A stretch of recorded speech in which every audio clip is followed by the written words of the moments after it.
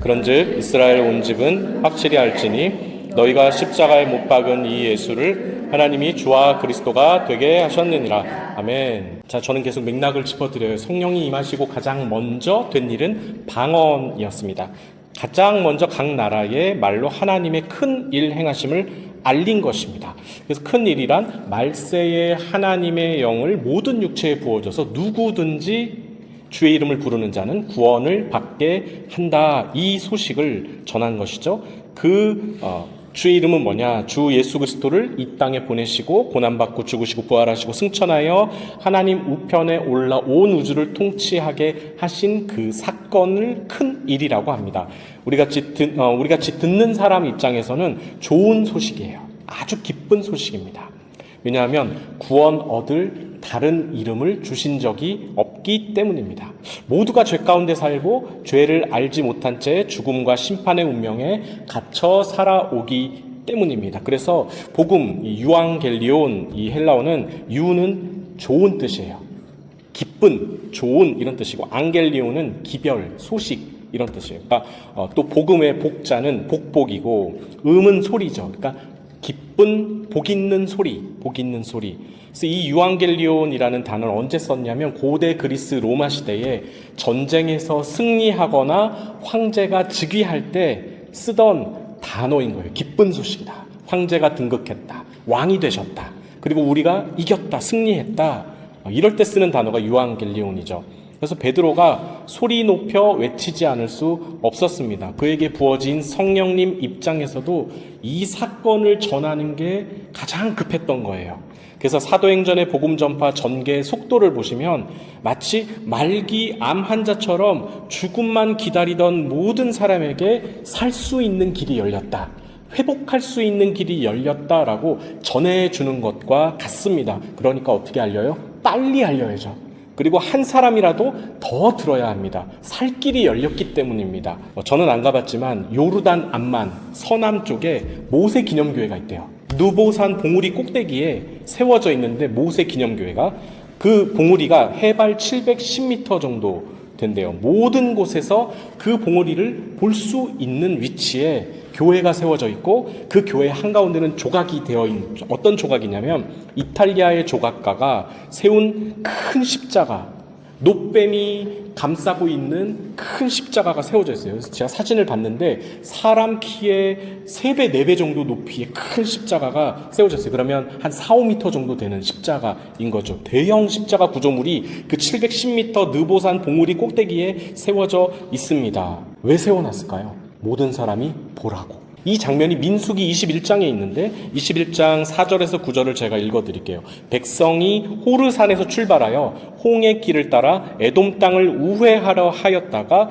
길로 말미암아 백성의 마음이 상하니라. 그래서 5절에 백성이 하나님과 모세를 원망하되 어찌하여 우리를 애굽에서 인도해내어 이 광야에서 죽게 하는가.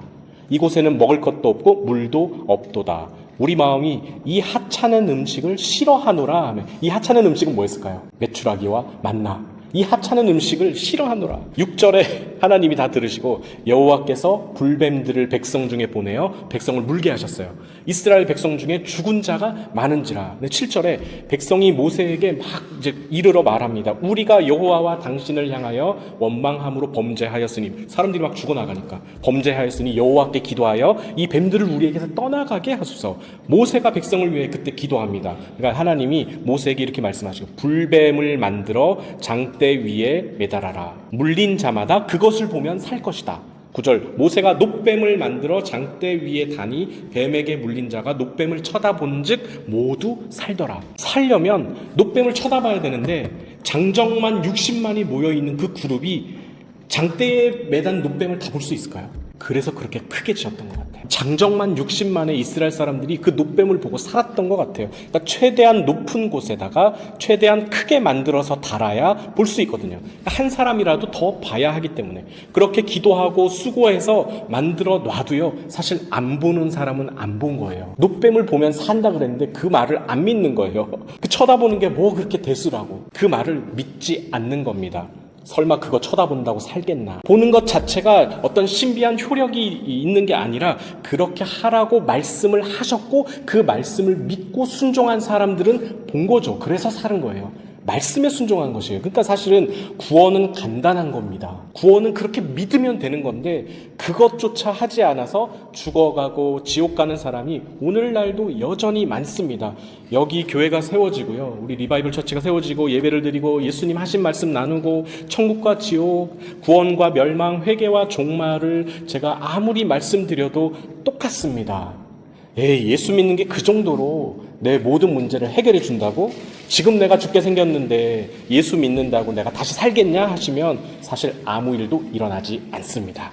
성령이 임하시고 각 나라의 언어로 예수 그리스도의 죽음과 부활을 목청껏 외친 이유도 바로 이것 때문입니다. 듣고 믿으면 살기 때문에, 이 사실을 믿으면 구원 얻는다 말씀하셨기 때문에, 그래서 성령께서는 이 기쁜 소식을 복음을 전하고자 하는 제자들을 통해서 온 세상에 전하기 위해서 오신 겁니다. 모든 예언을 통하여, 모든 언어와 말과 계시를 통해서 예수 그리스도의 주되심을 전하게 하시는 거죠. 누가 말해주지 않고 전해주지 않으면 알 수가 없는 거예요. 우리 교회 와서 말씀 드시고 브런치 드시면 몸과 마음이 회복된다고 제가 아무리 말씀드려도 배고픈 내가 와서 먹지 않으면 아무 일도 일어나지 않습니다. 대한민국에 이런 점심 주는 교회가 어디 있느냐? 없는 것 같아. 이렇게 브런치로 나오는 점심 주는 교회는 대한민국에 없는, 왜냐면 저도 보니까 없어요. 다 뭐 한식 뭐 끓이고 막 김치하고 막 이렇게 해서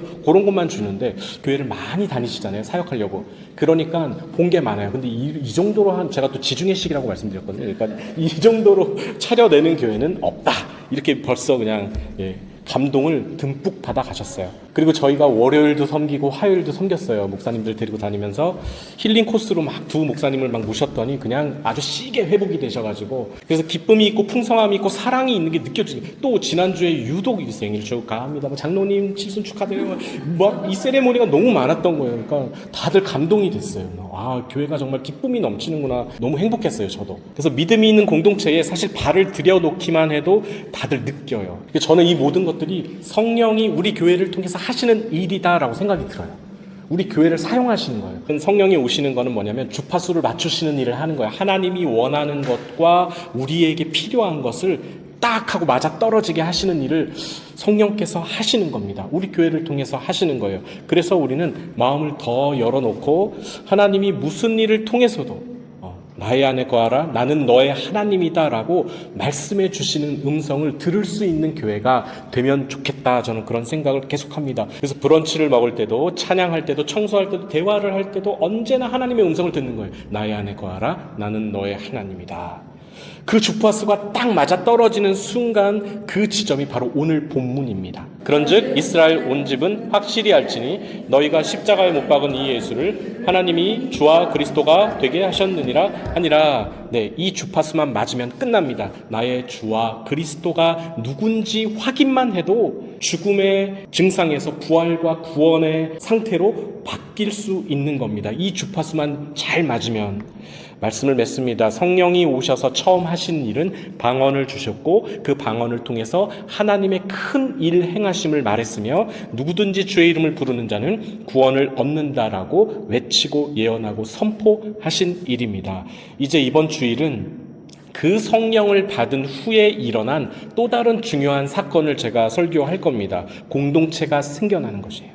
이제 진짜 공동체가 생겨나는 것이, 묵상하시고 나누실 때 그 성령이 오신 의도와 목적이 깨달아지고 그것이 내 삶에서 경험되고 사라지기를 예수님의 이름으로 축복합니다.